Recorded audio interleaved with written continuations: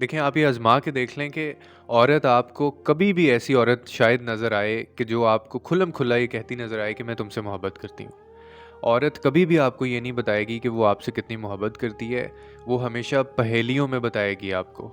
लेकिन जब उसको सब्र आ जाएगा, अगर आप उसको ऐसे मुकाम पे ले गए हैं कि उसको सब्र आ गया है, तो आपको पता है फिर दुनिया का सबसे मुश्किल तरीन काम होता है ये, उसी औरत के दिल में दोबारा से जगह बनाना।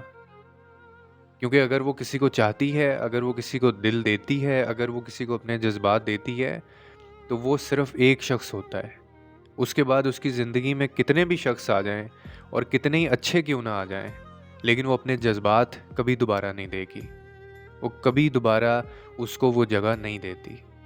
तो हमेशा सोच समझ कर छोड़िएगा और औरत से मोहब्बत का इज़हार जो लोग चाहते हैं ना, वो ये समझ लें कि उसको नहीं आता, वो पहेली